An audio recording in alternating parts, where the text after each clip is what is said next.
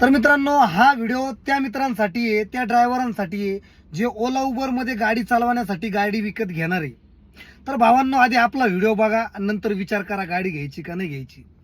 तर मित्रांनो, जे नवीन पोर आले ना, त्यांचं म्हणणं आहे 1000-1500 रुपये रोज कमवला म्हणजे एकदम ओके, बाहेरच्या पेक्षा आपण चांगले कमवू राहिलो आणि आपलं एकदम सुरळीत चालन, सर्व आपलं कर्ज असेल ते फिटल किंवा आपण अजून प्रगती करू. हा खूप मोठा भ्रम आहे मित्रांनो, की 1500 कमवल्याच्या नंतर तुम्ही एकदम स्टेबल राहाल आणि एकदम चांगले. 1500 धंदा तर सध्या लोकांना होतच नाही. आपण समजू झाला 1500 रुपये धंदा तुमचा झाला म्हणजे महिन्याला तुम्ही कमवले 45,000 रुपये महिना, बरोबर. 45,000 रुपये महिना तुम्ही कमवला तर ड्रायव्हरचे तुमचे स्वतःचे 15,000 रुपये गेले त्याच्यातून. स्वतः ड्रायव्हिंग करताय तर 15,000 तर स्वतःचे सफिशियंट समजू शकता. 15,000 तुमचे गेले तर खाली किती उरले? 30,000 रुपये, बरोबर. 30,000 उरले खाली. 30,000 मध्ये तुम्ही जी गाडी घेतली EMI वरती, त्या गाडीचे 15,000 पकडा. चला 17-18,000 हप्ता राहतो भरपूर जणांना, तर 15च पकडा. तर किती गेले? 30,000 रुपये गेले. खाली किती उरले? 15,000 रुपये, बरोबर. 15,000 रुपये खाली उरले. आता ह्या 15,000 मध्ये ओलाचे 150 रुपये आणि उबरचे 150 रुपये रोजचं रिचार्ज तुमचं जाणार आहे. तर किती गेले तुमचे? 300 रुपये रोज, म्हणजे किती? 9,000 रुपये महिना, बरोबर.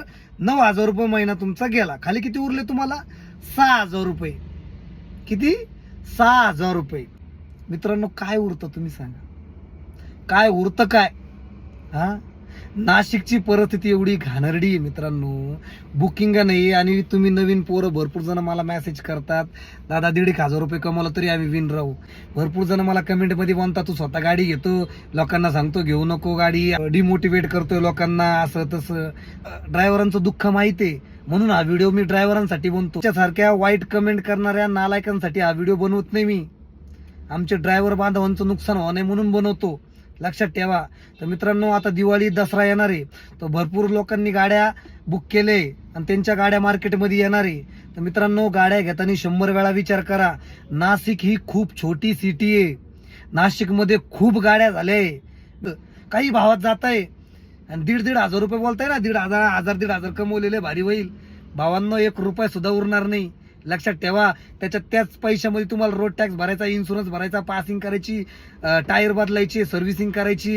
एवढी घाण परिस्थिती मार्केटमध्ये, माहितीये का. तर गाडी घेताना 100 वेळा विचार करा भावांनो. आणि माझ्या व्हिडिओमध्ये काहीतरी तथ्य वाटलं तर मला फॉलो करा आणि व्हिडिओ आवडता लाईक करा आणि हा व्हिडिओ जास्तीत जास्त शेअर करा, जेणेकरून एखाद्यांचं नुकसान होण्यापासून खरंच वाचल.